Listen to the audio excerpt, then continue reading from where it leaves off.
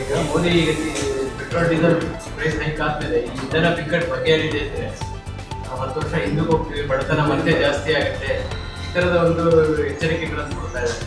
ಅಂದ್ರೆ ಜನ ಇವ್ರನ್ನ 3ನೇ ಟರ್ಮ್ ಆಯ್ಕೆ ಮಾಡಿದ್ರು ಕೂಡ ಆಡಳಿತ ನಡೆಸುವುದು ಎಷ್ಟು ಲಕ್ಷ್ಯ ವಹಿಸಿದ್ದಾರೆ ಈ ಬೆಳವಣಿಗೆಗಳಲ್ಲಿ.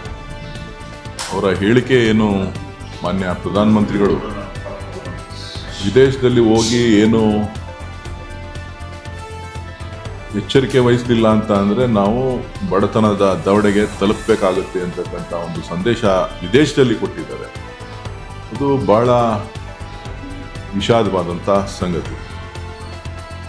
ಬಹುಶಃ ಅವರು ಆ ದೇಶಕ್ಕೆ ಸಂಬಂಧಪಟ್ಟಂತೆ ಹೇಳಿದ್ರ, ಭಾರತೀಯರಿಗೆ ಸಂಬಂಧಪಟ್ಟಂತೆ ಹೇಳಿದ್ರ ಅನ್ನೋದು ಇವತ್ತು ಮುಖ್ಯವಾಗಿ ನಾವು ಚರ್ಚೆಯನ್ನು ಮಾಡಬೇಕಾಗಿದೆ. ಇವತ್ತು ಈ ದೇಶ ಪ್ರಧಾನಮಂತ್ರಿಗಳು 12 ವರ್ಷ ಅಧಿಕಾರವನ್ನು ವಹಿಸಿದ್ದಾರೆ. 12 ವರ್ಷದಿಂದನೂ ಕೂಡ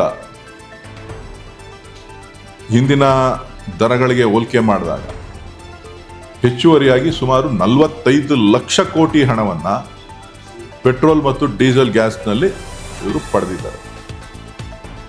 ಈ ಪಡೆದಿರುವಂಥ ಸಂದರ್ಭದಲ್ಲಿ ಇವರು ಕೆಲವರಿಗೆ ಬೆಂಬಲವನ್ನು ಸಪೋರ್ಟನ್ನು ಕೊಡಬೇಕು, ಯಾರೋ ಒಂದು 2-3 ಕಂಪನಿಗಳಿಗೆ ರಕ್ಷಣೆ ಕೊಡಬೇಕು ಅನ್ನೋ ದೃಷ್ಟಿನಲ್ಲಿ ಜನರಿಗೆ ಪ್ರತಿಯೊಂದು ಹಂತದಲ್ಲೂ ಕೂಡ ಹೊರೆಯನ್ನು ಹಾಕಿ ಇವತ್ತು ಏಕಾಏಕಿ ಜನರು ಎಚ್ಚೆತ್ತುಕೊಳ್ಳಿಲ್ಲ ಅಂತ ಅಂದರೆ ನೀವು ಬಡತನದ ದವಡೆಗೆ ತಲುಪ್ತೀರಿ ಅಂತಕ್ಕಂಥ ಏನು ಸಂದೇಶ ಕೊಡ್ತಾ ಇದ್ದಾರೆ, ಬಹುಶಃ ಇದಕ್ಕೆ ನಾವೆಲ್ಲರೂ ಕೂಡ ತಲೆ ತಗ್ಸುವಂಥ ವಿಚಾರ.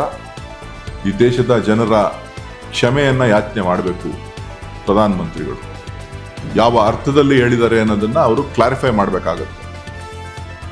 ಇವತ್ತು ದೇಶ ಸಮೃದ್ಧವಾಗಿದೆ, ಶಕ್ತಿಯುತವಾಗಿದೆ, ಇಡೀ ವಿಶ್ವದಲ್ಲೇ ಬಲಿಷ್ಠವಾಗಿದೆ.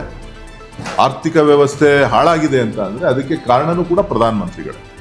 ಸೊ ಎಲ್ಲ ವಿಚಾರಗಳನ್ನು ಗಮನದಲ್ಲಿಟ್ಕೊಂಡು ಜನರಿಗೆ ಮಾಹಿತಿಯನ್ನು ಕೊಡಬೇಕು ಅಂತ ಹೇಳಿ ನಾನು ಒತ್ತಾಯವನ್ನು ಮಾಡ್ತೇನೆ.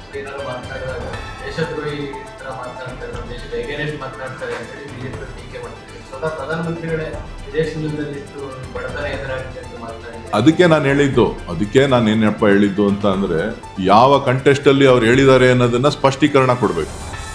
ಅವರು ವಿದೇಶದವ್ರನ್ನ, ನೆದರ್ಲ್ಯಾಂಡ್ಸ್ ಅವ್ರನ್ನ ಉದ್ದೇಶಿಸಿ ಮಾತಾಡಿದ್ರಾ ಅಥವಾ ಭಾರತೀಯರಿಗೆ ಅಲ್ಲಿಂದ ಒಂದು ಸಂದೇಶ ಕೊಟ್ರಾ,